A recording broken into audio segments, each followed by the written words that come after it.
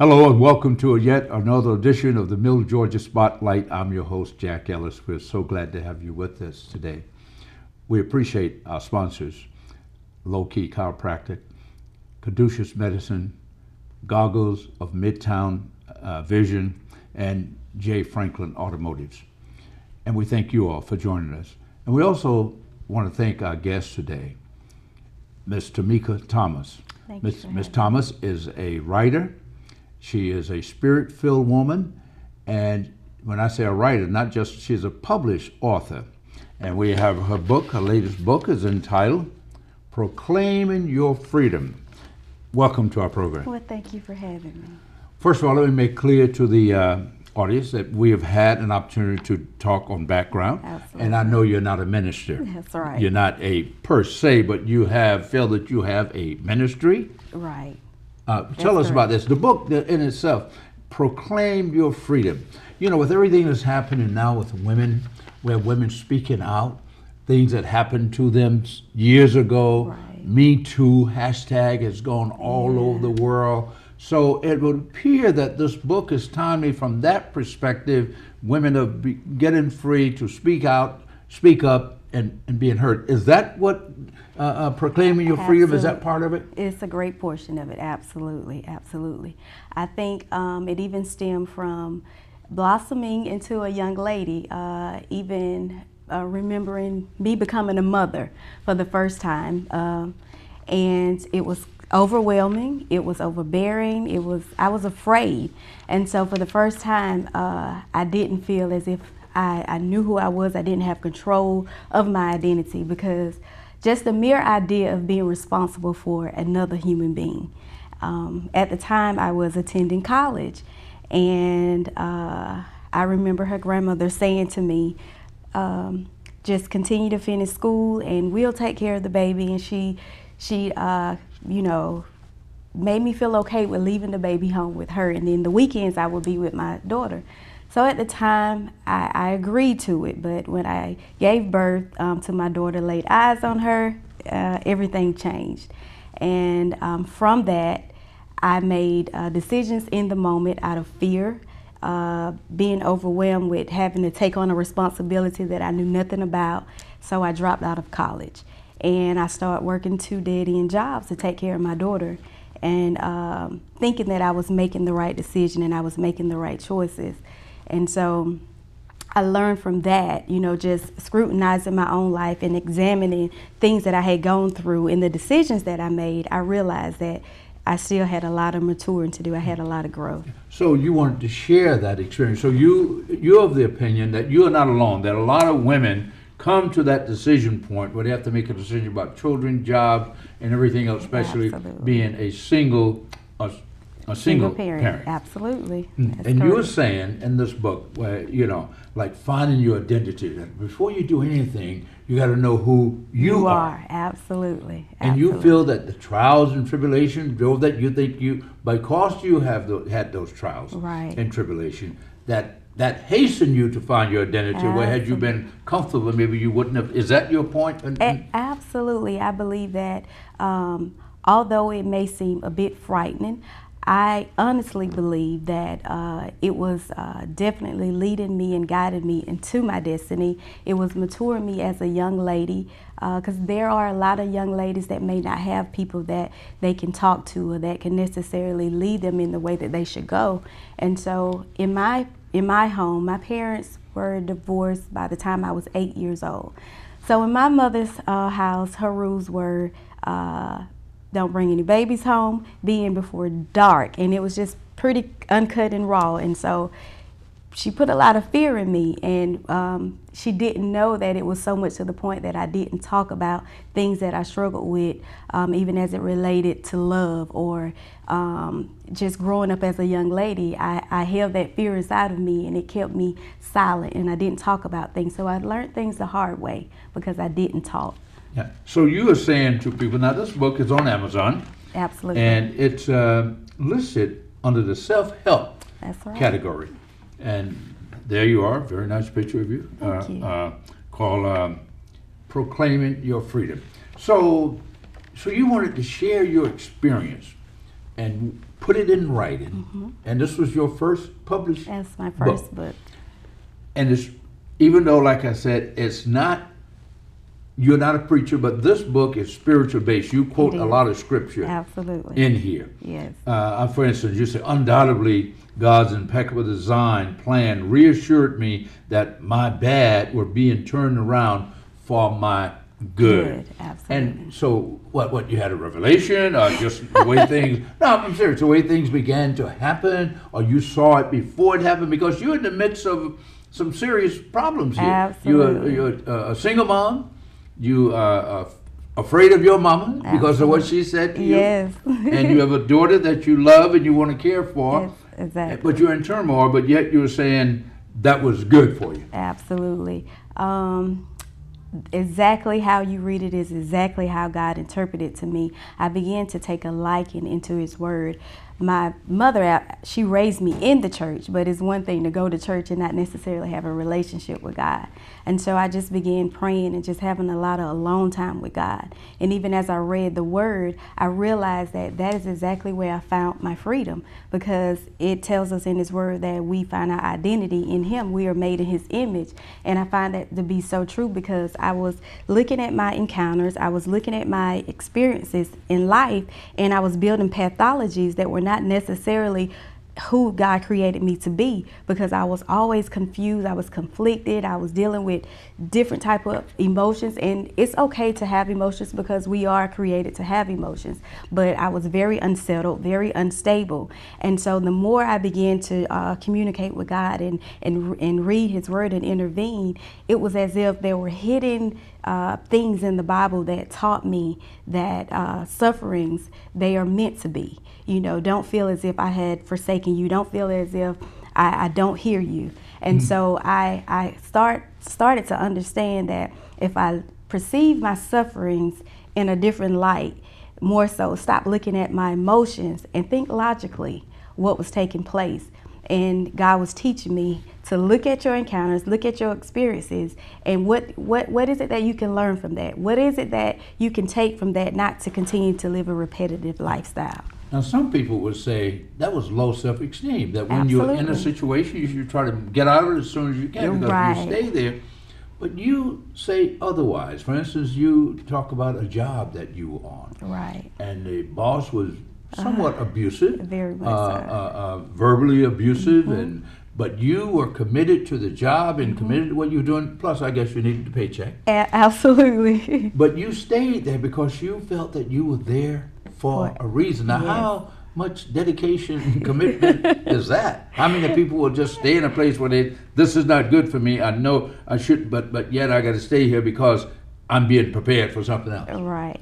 I think it's because I'm very keen on destiny. I'm very keen on purpose. And so when my character began to build, a lot of people didn't understand the change and the transition that was taking place in my life. Even family members didn't quite understand. And so they couldn't understand why I would work under such conditions. You know, you should quit and you should leave this job. But as I grew, again, the way you see things and the way you perceive things is what you will learn from it. So many will look at it in their physical eyesight, and they will say, oh, you know, if he's verbal abusive, you should leave this job, you should quit this job. That's almost like not being able to persevere when you're faced with opposition. So when you're faced with certain obstacles, so you're just going to give up every time.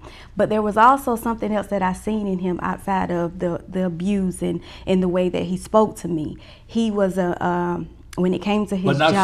But we'll make sure one thing, not sexual abuse, was it? Right. Wasn't no, into that. No. None of sexual harassment, no. But just the way he treated you as a fellow employee or his subordinate. Yes. And rude and crude, maybe. Yes, because in his defense, I never looked at him that way, but I did feel that he was very abusive when it came to the tone he spoke to me and sometimes what he would say. And you say to women, look, if you're in that situation, suck it up, stay there, things are going to get better, or you're being prepared for something else. That's a bitter pill for some people to swallow, a lot of people. So you're saying in the natural, you would move on, but in the spirit realm, I seen otherwise. That was your destiny, and you were there. So you like Meshach, what's his name? And Meshach and Abednego in the fiery furnace. Right. They had to be there in order to be some That's good. right. And that you know,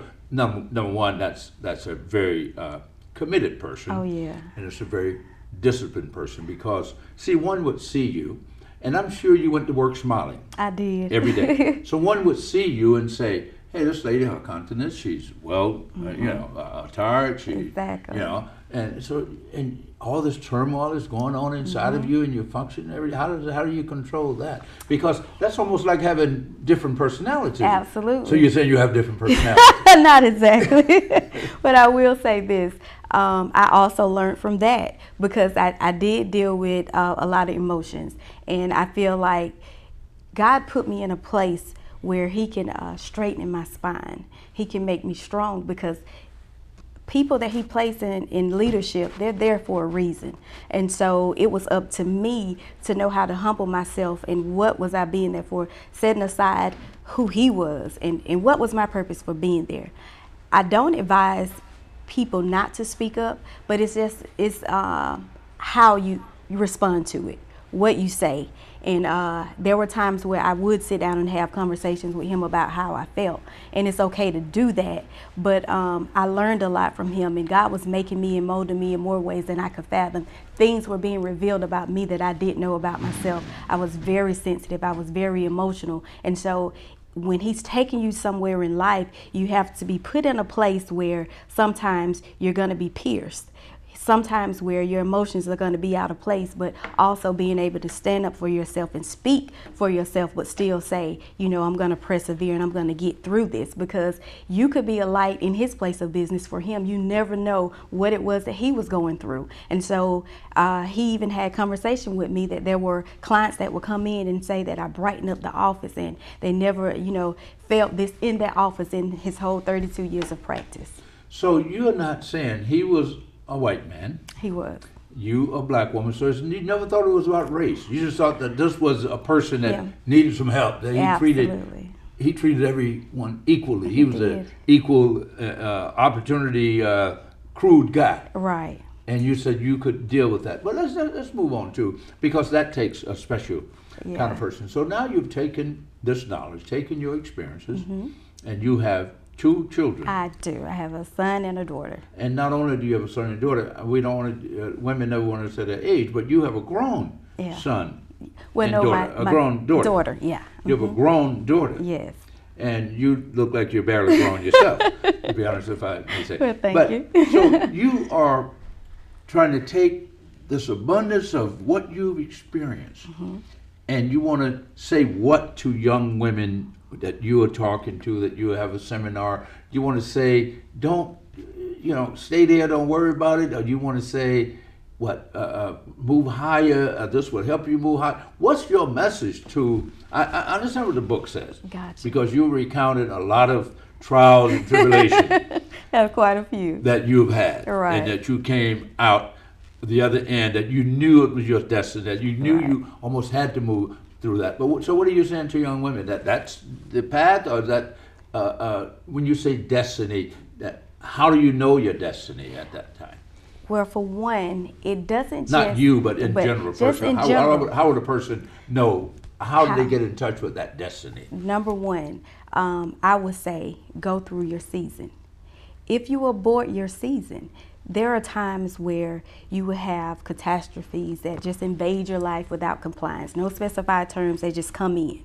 And every time something come in, you will find a escape to get out of it, because you don't like the way you feel. It makes you feel uncomfortable. And if it's not detrimental or it's not abusive and it's teaching you something, but because of you not being complacent, you just want to abort it. And a lot of time people don't understand that they are aborting their destiny. They're aborting getting to their purpose. So you have to go through certain things to come out of certain comfort zones.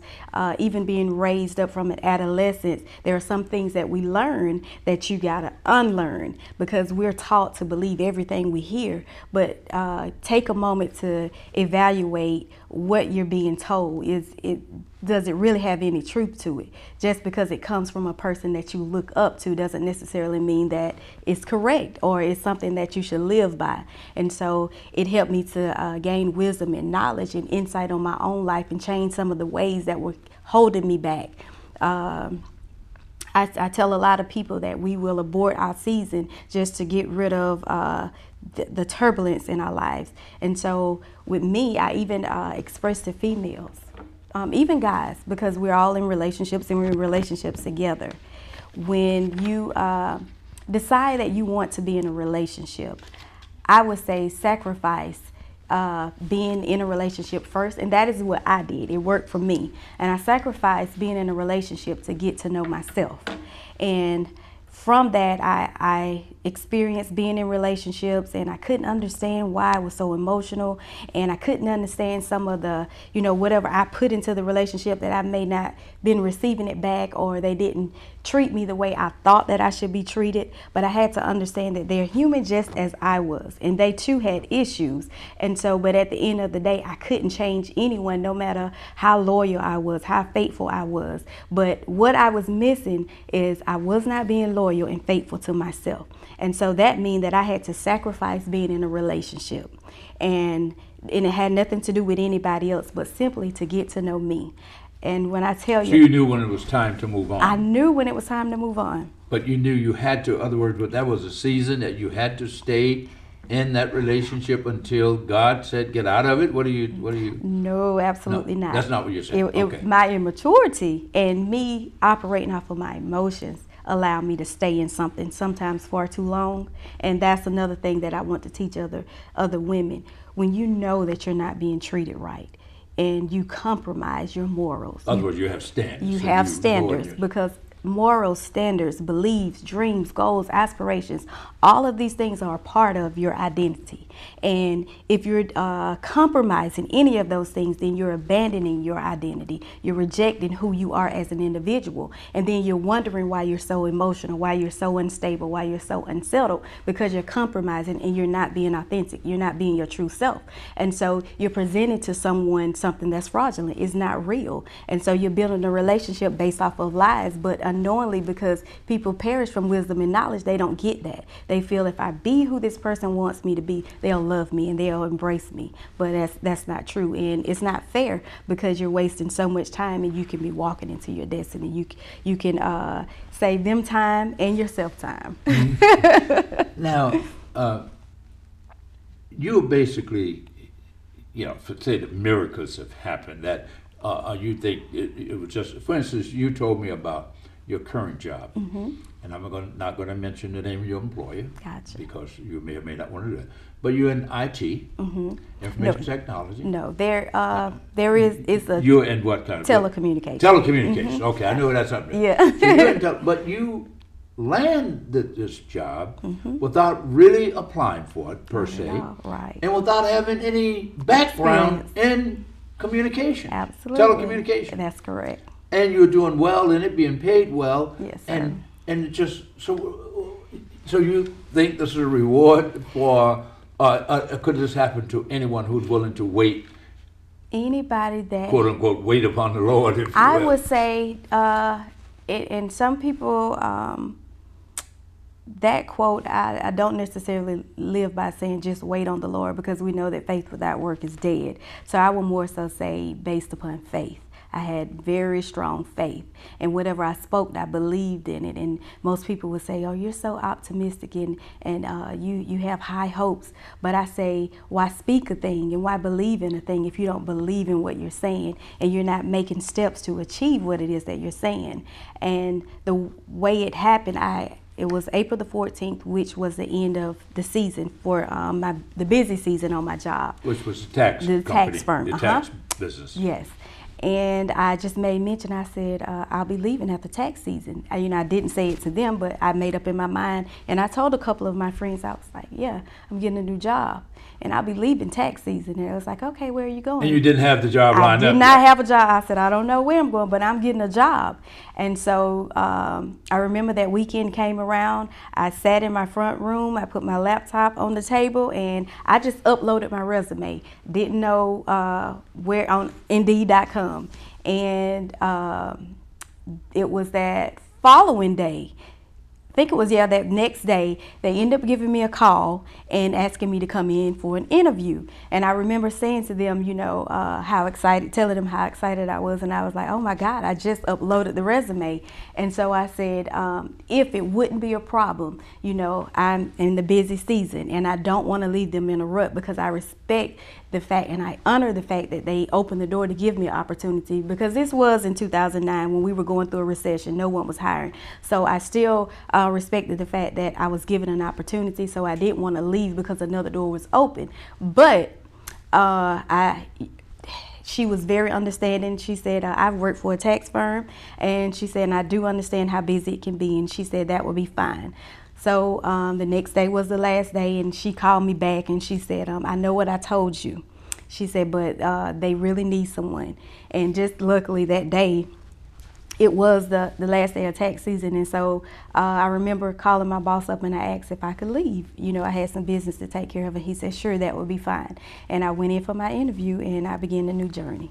How about that? That's a good story. So you've taken all of these different incidents and coincidence. Some of them are coincidence, probably. Right. Mm-hmm. Some incidents and some of miracles that happened in your life, and you've put it in a book. Right. Why did you think that your life journey, what had happened to you, that number one, that would be applicable to other people? Right. And why did you think anyone would be interested in reading your story? And they are reading it. They're buying this book on Amazon. So here again, first time author, but you just felt that if you wrote this book, put it down and be honest about it, it would help some other people and someone would buy your book.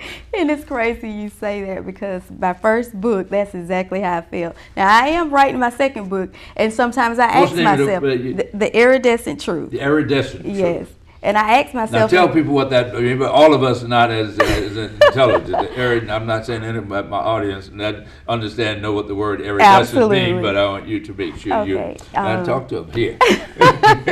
Okay, as it relates to iridescent, we all know that is a color. It's sparkling, it's dazzling, it's beautiful. It have hues, it have tints where you can literally set the tone. And from that, I kind of got the feel of, if you don't have a message, if you don't have a tune, how will anyone know your message? In other words, how will anyone know who you really are, your true identity? And so I took the initiative in this book to be simply raw and uncut, to tell my truth, to tell how I've grown, to tell what I went through, where I'm going, and how it all happened, just being truthful and honest. Because there are so many women that think that it's embarrassing to share your past or sharing your struggles, thinking that you would be judged. But to me, I feel as if it's toxic waste, and it needs to be released, because it don't belong to me anymore. It's a thing of the past, and I've grown, I've matured, and so I'm moving on. And I looked at myself as an iridescent flower that glows and that sparkles, and no one can dim my light, because I know who I am now.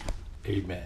So, so do you see, I'm not going to ask you, because sometimes when you tell people your vision without them, I'm not one of those people that try to tell you not to, because probably had you went and asked advice from some of your friends about quitting your job, they would say, girl, you better wait till you get another job before you quit your job. Absolutely. So, but in this, do you see becoming a full-time author or becoming a full-time motivational speaker, inspirational speaker? Because you're very inspirational, to say the least. An inspirational speaker, do you see that that route for you? Absolutely. That is my goal.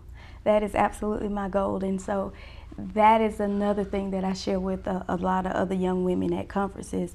And I tell them that when doors are open and we are allowed to be employed by a job, you work by respecting the company for giving you an opportunity. But outside of that, work really hard on your dreams and your goals and your aspirations.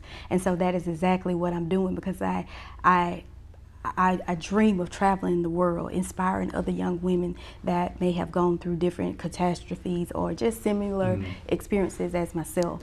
And I have a passion for it. And I've been told by many people, because I can't see myself when I'm talking, but they would say, I can see the passion in your eyes.